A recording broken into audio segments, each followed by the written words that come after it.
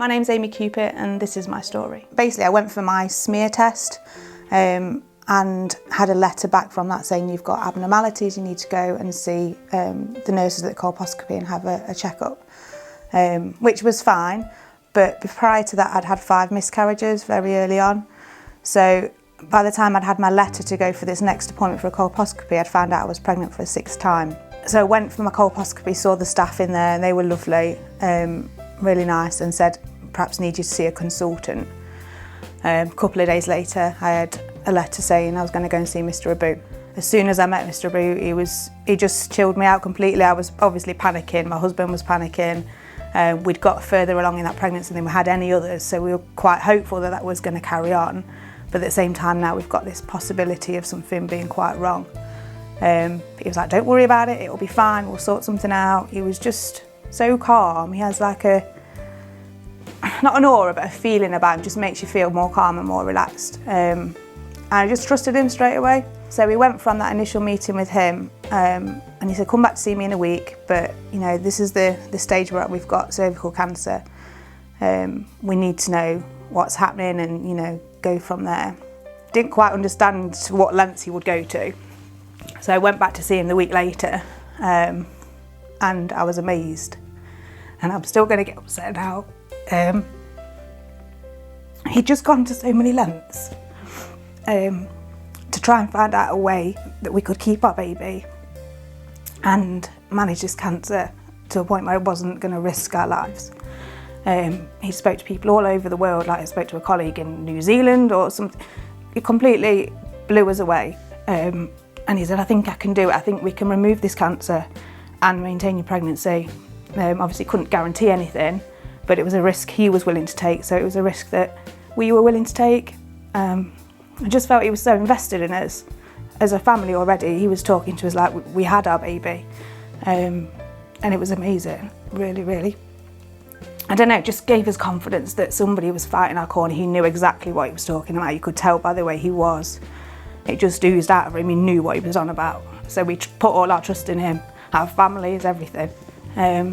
So yeah, went from there, had a surgery. So at that point I was only about 9 weeks pregnant, so still very, very early. And the risk for us was still great to lose our daughter. But he said, we'll do surgery once you get to 12, 13 weeks, so it's a bit more stable and we know a bit more and we can monitor it. So the surgery was very well planned. Kept me in touch with everything all the time. His nurses would phone me and say, this is what we're doing, this is where we're going. Just felt in control of something that I wasn't in control of, if that makes sense. He just performed miracles. Like, he managed to remove my cancer. He removed all of my lymph glands in my pelvis from around my baby, and came out of the surgery and came up and saw me on the ward straight away. And straight away we scanned, and then we knew within an hour of me coming round that Ruby was still there and everything had gone really well. He was just so reassuring all the way through. He's just a massive smile, massive personality, but just trusted everything he was going to say and do, and he delivered everything he said he was going to do. And for that we'll always be grateful for him. But my story didn't end there really. So at that point I'd had my cancer removed, Ruby was still growing happily inside. But then the risk was that because my cervix obviously had been operated on, that it'd be weaker. So the risk was that as the baby grew, my cervix might collapse and baby could be born early. So he then worked tirelessly with other consultants that I was seeing throughout my pregnancy to make sure the cervix was still holding up and everything was doing really well. So we didn't just do the surgery and leave it there, he was there for the whole pregnancy all the way through. So then we had Ruby by cesarean and everything was perfect. It was a small baby, but she was fine, she was healthy, she was happy.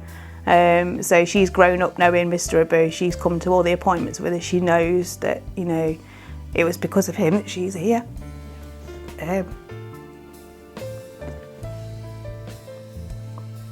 I don't know, if I'd have got a different doctor, I don't know if I'd have had the same result.